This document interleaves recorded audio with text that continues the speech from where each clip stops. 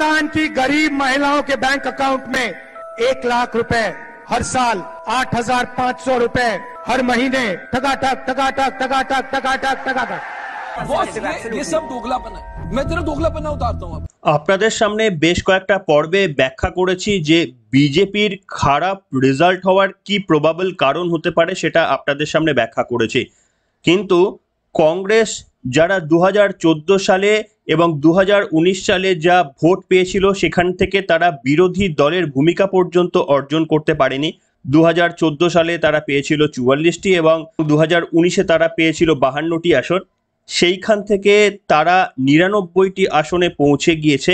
আজকের পর্বে আপনাদের জানাবো এর কি কি প্রবাবল কারণ থাকতে পারে। দেখুন, এর মধ্যে সবথেকে বেশি যে প্রবাবল কারণ হচ্ছে রাহুল গান্ধী জনসভা থেকে একটি বক্তব্য বলেছিলেন, যেটা দেখিয়ে আপনাদের সামনে শুরু করলাম। সেটা হচ্ছে রাহুল গান্ধী বলেছিলেন যে ক্ষমতায় যদি তারা আসেন তাহলে মহিলাদের ব্যাংক অ্যাকাউন্টে 1 লক্ষ টাকা বছরে আর মাসের হিসাবে 8,500 টাকা করে তারা পাঠিয়ে দেবেন। ঠাকা ঠাক ঠাকা ঠাক ঠাকা ঠাক করে SMS যাবে আর কি ওই গরিব মানুষদের কাছে, সেটা রাহুল গান্ধী বলেছিলেন। এবং প্রত্যেকটি জনসভা থেকে যতগুলো তিনি করেছিলেন এই মন্তব্য বলেছিলেন, কার্যত ওই লক্ষ্মীর ভান্ডারের স্টাইল। দেশের অর্থনীতির কি হাল হবে বা জিডিপি গ্রোথ কি হাল হবে সেদিকে নিশ্চিতভাবে তারা কোনো রকমের দিশা দেখাতে পারেনি। শুধুমাত্র এই ভোটে জেতার জন্য ওই লক্ষ্মীর ভান্ডারের মতো করে সাধারণ গরিব মানুষদের টোপ দেওয়ার আরও একবার চেষ্টা করেছিল কংগ্রেস। তারপরে কি ঘটনা ঘটেছে জানেন? পুরোটা আপনাদের দেখাতে পারবো না, তার কারণ আমার চ্যানেলের কিছু ইস্যু রয়েছে এই মুহূর্তে ইউটিউবের তরফ থেকে, সেটা এখনো যায়নি, তাই পুরোটা দেখাতে পারবো না। কিছুটা যেটা আপনাদের দেখাতে চাইবো সেটা হচ্ছে কংগ্রেস ভালো ফল করার পরেই, যদিও এখনো পর্যন্ত সরকার গঠন করা তাদের পক্ষে অসম্ভব, কিন্তু রাজপথের বিভিন্ন জায়গায় কংগ্রেসের পার্টি অফিসের চতুর্দিকে দেশ জুড়ে বিভিন্ন জায়গাতে কিন্তু গরিব মানুষরা, বিশেষ করে সাধারণ মুসলিম মহিলারা, তারা রাহুল গান্ধীর দেওয়া ওই গ্যারেন্টি ফর্ম, সেখানে নাকি লেখা ছিল যে কংগ্রেস ক্ষমতায় আসলে 8,000 8,500 টাকা করে মাসে এবং 1 লাখ টাকা করে ইয়ারলি দেওয়া হবে, সেই ফর্ম নিয়ে তারা সকলে চলে এসেছেন। যে ফর্মে তাদেরকে সই করে নেওয়া হয়েছিল, সাইন করিয়ে নেওয়া হয়েছিল যে ক্ষমতায় আসলে নাকি গরিবদের এই টাকা দেওয়া হবে। এরপরেই কিন্তু প্রত্যেকটি সাধারণ মা বোনেরা তারা কংগ্রেসের বিভিন্ন দপ্তরে হাজির হয়েছেন, আমাদের টাকা দিন। কি পরিস্থিতির সৃষ্টি হয়েছে আপনারা একটু ভাবুন। একটা ভিডিও আপনাদের সামনে দেখাচ্ছি, সেখানে কংগ্রেসের একটা দপ্তরে সাধারণ মহিলারা ভিড় করেছেন এবং সেখানে কংগ্রেসের তরফ থেকে বলে দেওয়া হচ্ছে না না এখন এইসব কোনো টাকা পয়সা দেওয়া হবে না। সেই ভিডিওটা আপনারা দেখুন। ভিডিওর পিকচার কোয়ালিটি খুব একটা ভালো না, সেটা আগেই বলে রাখলাম। দেখুন সেই ভিডিওটা। कांग्रेस ने तो निकाली है, उसने देखो आप हमारे पास फॉर्म है, ये देखो सारी लेडीज चाहिए फॉर्म भरने के लिए, तो आप फॉर्म भरवाओ। नहीं ऐसा कोई सूचना नहीं है, मैं कोई नोटिस नहीं, यानी कि ये फर्जी है, ये सब फर्जी है। ये सिर्फ चुनाव में उसके वोट इकट्ठे करने का वो है ना? वोट इकट्ठे का ये बनाया है, और जब कोई फॉर्म निकलता है तो कोई ऐसे लोगो नहीं आता है। ये देखो इस पे तो राहुल गांधी का भी फोटो लग रहा है, कांग्रेस का पंजाबी छप रहा है। फॉर्म में कोई ऐसा फोटो नहीं है, तो इसमें भी जब बीजेपी निकाला था तब भी फोटो नहीं था। ये देखो बहनों, सिर्फ कांग्रेस की एक चाल है, सिर्फ वोट लेने के लिए चाल है, कोई योजना नहीं है ये। यानी कि कांग्रेस फर्जीवाड़े कर रही है, बहुत सारे फर्जीवाड़े कर रही है, आम जनता को बरगला रही है वो। দেখলেন বন্ধুরা, এছাড়াও কিন্তু অনেক ভিডিও রয়েছে, ওই বললাম আপনাদের দেখাতে পারবো না ইউটিউবের কিছু রেগুলেশনের জন্য। কিন্তু যাই হোক, এই একটা ভিডিও দেখিয়ে, ভিডিওর কোয়ালিটি যদি খুব একটা ভালো নয়, তাও আপনাদের দেখিয়ে বোঝানোর চেষ্টা করলাম এটুকুই যে কংগ্রেস যেমনটা বলেছিল সেটা মানুষ এবার দাবি দাওয়া তাদের আদায় করার জন্য রাস্তায় নেমে পড়েছে।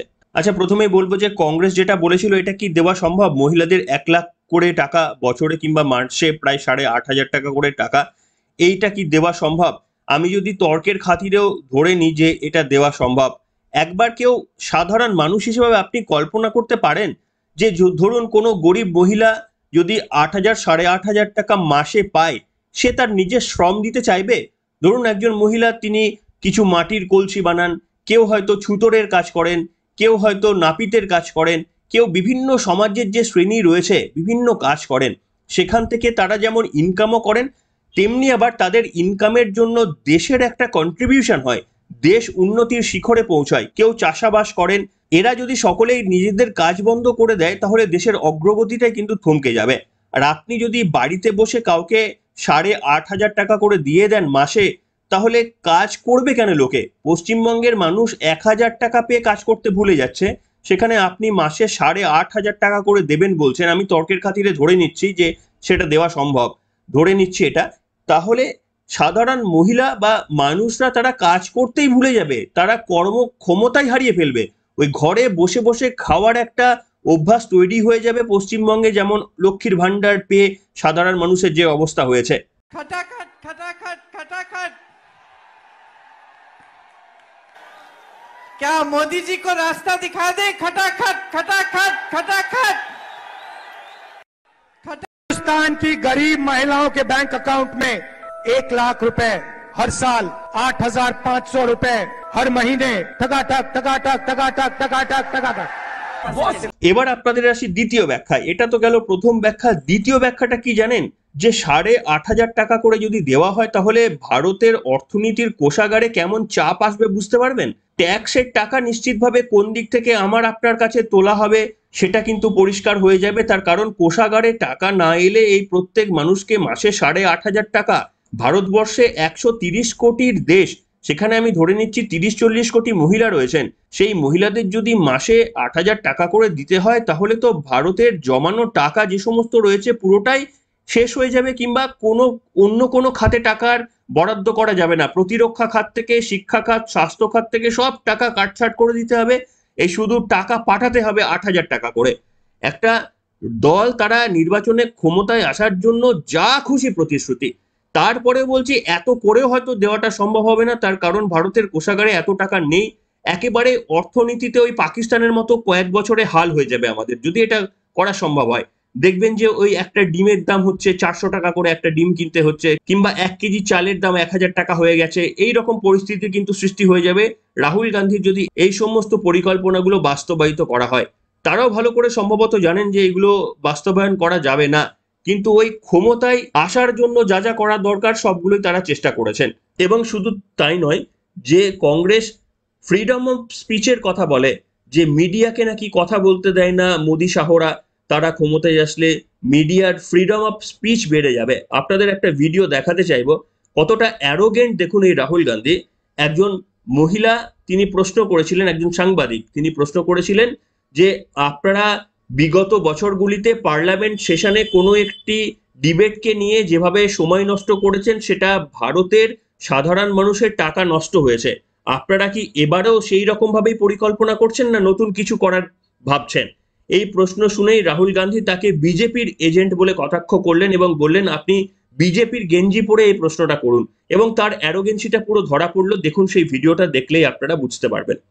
हम लोग ने पहले भी देखा है कि आप लोग ने कई बारी जब सेशन होता है तो सत्ता पक्ष और विपक्ष आमने सामने होता है, जेपीसी की मांग होती है और सेशन पे सेशन वॉश आउट हो जाते हैं और जनता का पैसा वेस्ट होता है। तो क्या आपको ये तो बीजेपी की लाइन है। तो क्या नहीं, मतलब जनता का पैसा के सेशन वाटर आप ऐसी टी शर्ट ले लो ना एक, मैं आपको दे दूंगा, जरूरत नहीं है, उनका वो सिंबल दे दूंगा आपको, ये उनकी लाइन है। सवाल आपको पसंद नहीं आए वो अलग बात है, पर आपको किसी नहीं, के सवाल मुझे बहुत पसंद आ रहा है। इस तरह से उंगली उठाने की जरूरत नहीं है। आप चेक बहुत अच्छा लग रहा है, बोलिए। बीजेपी का बैच पहनने की आप जरूरत सवाल नहीं। पूछे ना, सवाल नहीं, आपको भी जयराम साहब ये बोलना चाहिए, नहीं, सवाल गलत पूछे। बात है। सवाल पूछे। मेरा बस ये सवाल था कि जेपीसी की मांग पे कई बारी कामकाज ठप हो जाता है, तो क्या आपको लगता है कोई और भी राह आप लोग सड़क की राह इख्तियार कर सकते हैं, क्योंकि ये आम आदमी का पैसा है। हम जनता को एक रियलिटी बता रहे हैं कि यहाँ पे क्लियरली एक स्कैम हुआ है। यहाँ पे प्राइम मिनिस्टर ने इंडिकेट किया है, यहाँ पे होम मिनिस्टर ने इंडिकेट किया है, यहाँ पे फाइनेंस मिनिस्टर ने इंडिकेट किया है। नॉर्मली बीजेपी की ये पोजीशन होती है कि जब भी हम कोई मुद्दा उठाते हैं तो हम पार्लियामेंट का टाइम वेस्ट कर रहे हैं। वही पोजीशन आपने अपनाई है, इसलिए मैंने आपसे कहा कि देखिए आप बीजेपी की पोजीशन ले रही हैं। দেখলেন বন্ধুরা, আজ তাকের এক সাংবাদিক এই প্রশ্ন করেছিলেন এবং তার জন্য রাহুল গান্ধীর কাছ থেকে এই ধরনের বক্তব্য তাকে শুনতে হয়েছিল। এবং শোনা যাচ্ছে ওই সাংবাদিককে নাকি কংগ্রেস 6 বছরের জন্য সাসপেন্ড করেছে, তার অ্যাক্রিডিটেশন কার্ড কেড়ে নেওয়া হয়েছে যাতে কংগ্রেসের কোনো প্রেস কনফারেন্সে তিনি যোগ দিতে না পারেন। এটা কানাঘুষো শোনা যাচ্ছে, অসমর্থিত সূত্রে শোনা যাচ্ছে। এইটা হচ্ছে কংগ্রেসের ফ্রিডম অফ স্পিচ। তারা ক্ষমতায় আসলে নাকি মিডিয়াকে কথা বলতে দেবে। এখন বিরোধী দলে আসে তাতেই মিডিয়াদের কথা বলতে দেয় না, ক্ষমতায় আসলে নাকি মিডিয়াদের কথা বলতে দেবে এই কংগ্রেস বলে। এবং এছাড়াও একটা মারাত্মক তথ্য আসছে, সেটার কিছুটা ভিডিও আছে, তবে আজকের পর্বে এটা শোনাবো না, শুধু বলে রাখছি অন্য একটা পর্বে আপনাদের শোনানোর চেষ্টা করব। এই যে ভারতে বিজেপিকে হারানো এবং কংগ্রেসকে জেতানোর জন্য কিন্তু বিদেশি লগ্নি এখানে এসেছিল এবং বিদেশি লগ্নির মারফতে সেটাকে চেষ্টা করা হয়েছিল বিজেপির খারাপ রেজাল্টের জন্য। একটা ন্যাশনাল মিডিয়া কিন্তু এই খবর করেছে। অন্যদিন আপনাদের সেই বিষয়ে আলোকপাত করার চেষ্টা করব। কার্যত আপনারা দেখতে পারবেন ভারতবর্ষের বাইরে যে সমস্ত দেশ রয়েছে, বিশেষ করে চায়না, ইসরায়েল বা আরো কিছু কিছু অংশ, তাদের কিছু কিছু লোকজন, সবাই নয় কিন্তু কিছু কিছু লোকজন, তারা অর্থ সাহায্য দিয়ে চেষ্টা করেছিল যাতে বিজেপির ভরাডুবি হয় এবং কংগ্রেস যেন ক্ষমতায় আসতে পারে। বিভিন্ন রকমের পরিকল্পনা করেও কিন্তু নরেন্দ্র মোদীর সব থেকে খারাপ পারফরমেন্স হওয়া সত্ত্বেও 240-এ নেমে এসেছে। সেটাও একটা বিরাট নাম্বার। 35 বছর আগে আপনারা যদি বিগত 35 বছরের রেজাল্ট দেখেন, তাহলে কোনো দল এককভাবে এই 240টা আসন পায়নি। প্রধানমন্ত্রী নরেন্দ্র মোদীর লাস্ট দুটো টার্ম ছাড়া আর অন্য কোনো দল এই 240টার মতো এত বড় আসন পায়নি। তা সত্ত্বেও দেখুন বিজেপির ভরাডুবি বলে বিভিন্ন জায়গায় বলা হচ্ছে। এবং আপনাদের জানালাম যে কংগ্রেসের উত্থানের পেছনে যে কারণগুলো সব থেকে বেশি কাজ করেছে, বিশেষ করে মহিলাদের এই টাকা দেওয়ার কথা তারা বলেছিল, সেটা কংগ্রেসকে নিশ্চিতভাবে কিছুটা ডিভিডেন্ড দিয়েছে। কিন্তু কংগ্রেস সেই শর্ত পূরণ করতে পারবে? আর যদি শর্ত পূরণ করতে না পারে, তাহলে আগামী যে সমস্ত ইলেকশনগুলো আছে সেগুলো কি কংগ্রেস জিততে পারবে? এটাই কংগ্রেসের কি সব থেকে সেরা ফল হয়ে গেল না? এরপরে কংগ্রেসকে আবার আমরা দেখবো কি ওই রকম ভরাডুবির সম্মুখীন হতে? তার জন্য কিন্তু বড় আরো কিছু ইলেকশনের অপেক্ষা করতে হবে। কংগ্রেসের এই ফল বাড়লো নাকি এই ফল থেকে আবার তারা তলানিতে যাচ্ছে, সেই দিকে কিন্তু আমাদের নজর রাখতে হবে। কি বলবেন আপনারা? আপনাদের মতামত লিখে জানাবেন। এখনকার মতো এখানেই শেষ করলাম।